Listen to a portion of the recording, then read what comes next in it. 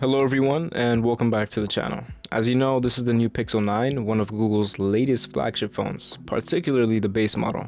This one here is the winter green color and by far my favorite. There are however multiple different color options available: peony, obsidian, and porcelain, all of which come in at $799 for the 128GB version, and if you pony up another $100 you can get the 256GB version.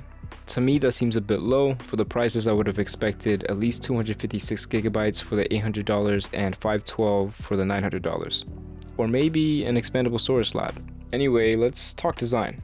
The phone continues with Google's sleek minimalistic aesthetic. Google took an approach similar to Apple's with the aluminum matte sides and the glossy glass back.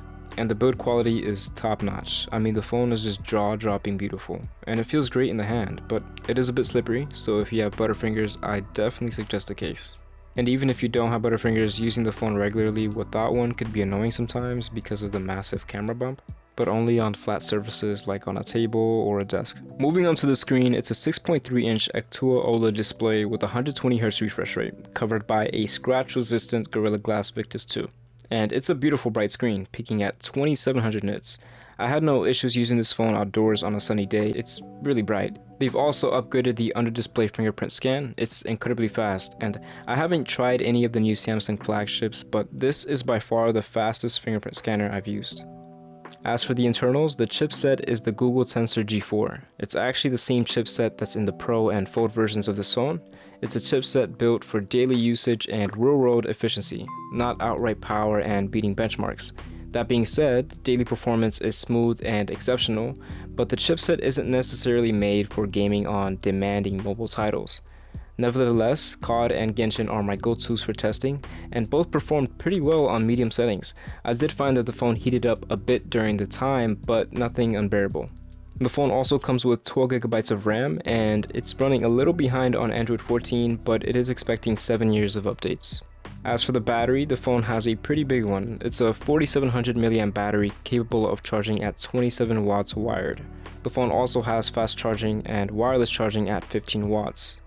While browsing, the battery lasts around 17 hours and gaming at 10 hours. But from my own experience, I was able to get around 12 hours from a mix of gaming, browsing, and watching videos. So let's talk a little bit about this Gemini AI. So Google has kind of incorporated Gemini and ran with it, and it's kind of cool. It's like having ChatGPT involved in your day-to-day life, able to change schedules, answer questions correctly, and overall make your life a little bit easier.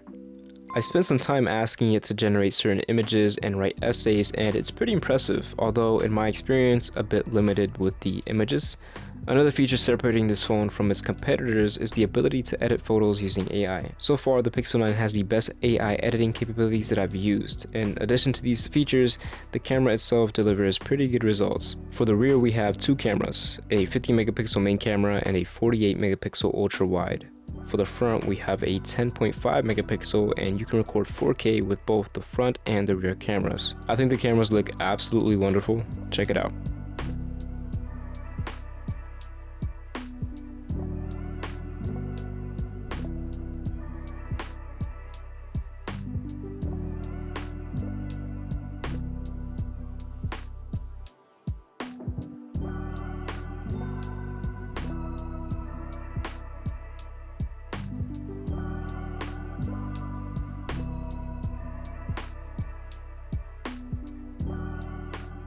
So from my experience, I really enjoy using the Pixel 9. It feels and looks very well built. The display, speakers, and performance are all well rounded, and I definitely say it's worth the money. Some things that I didn't mention were the haptics and feedback you get while using this phone. It makes the experience a whole lot more intuitive and enjoyable. The Gemini AI comes in handy from time to time, but I wouldn't make it the sole reason to purchase the phone, more of an added bonus. But if you're looking for a high quality phone, the Pixel 9 is definitely worth checking out. Thanks for watching, and if I missed anything, please let me know in the comments below. Bye.